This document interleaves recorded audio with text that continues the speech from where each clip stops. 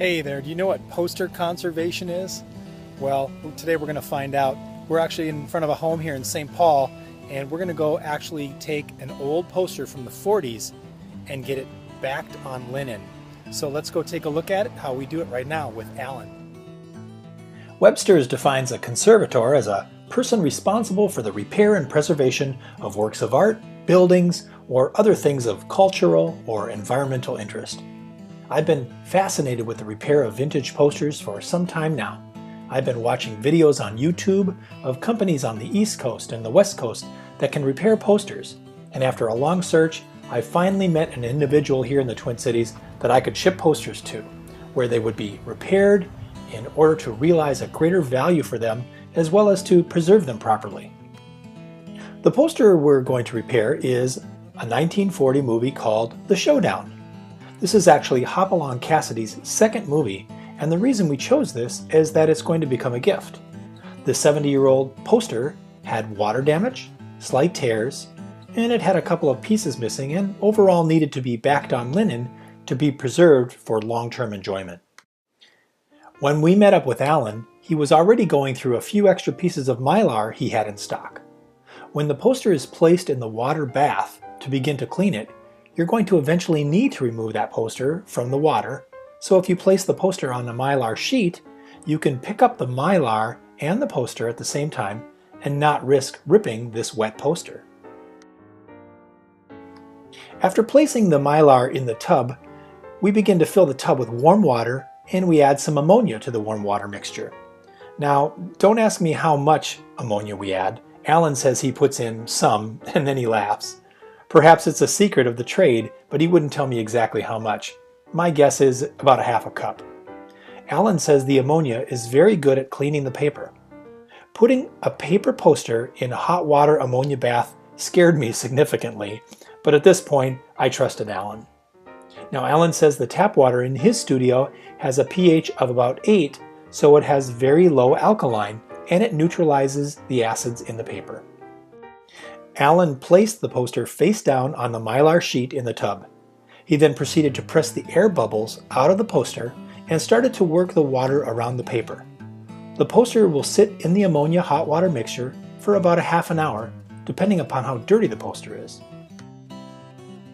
Now, while the paper was soaking, I learned something else. You don't actually mount posters on linen these days. You can, but it's an extra cost that actually is not needed. Alan says to just use 100% cotton. That's what you see here. Alan points out that there's a lot of crap, as he calls it, in the cloth when you first purchase it. The cloth manufacturers use formaldehyde chemicals to create wrinkle-resistant materials.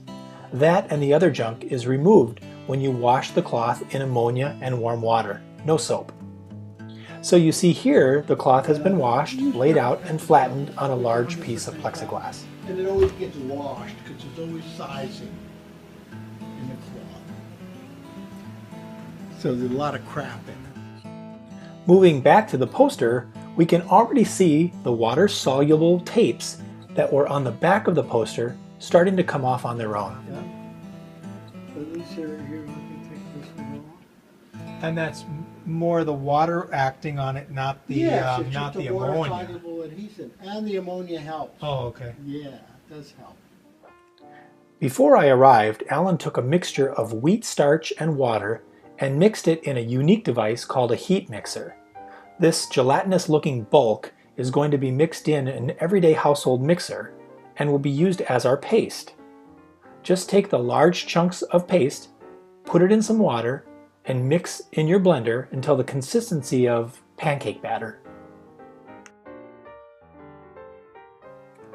Alan brushes the paste on the cloth, and after it's fully covered, he goes back and repastes it again while removing any air bubbles.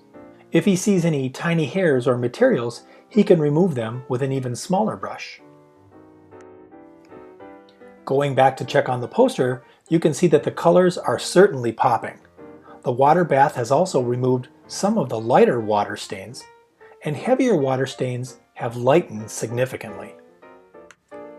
As a conservator, Alan has thousands of pieces of old paper from many years back. These strips of paper come in handy when repairing the back of a poster that needs some significant repairs, especially near the machine folded areas of the poster. These strips will reinforce those problem areas. Well, here we go. The poster is ready to be set on the cloth.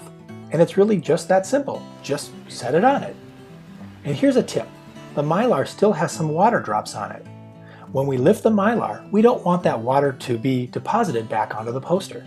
So we'll take a roll of paper towels and simply roll it across the Mylar to pick up that excess water. Now with the Mylar still in place, take a brush and run it across the length of the poster. This is going to ensure that our poster is in fact pressing hard against the cloth. Now we roll the Mylar slowly off the poster. Hey, take your time when doing this. There's no need to rip it off. No, not just pull it up, but roll it off. That's the best way to do this. Or you could pick.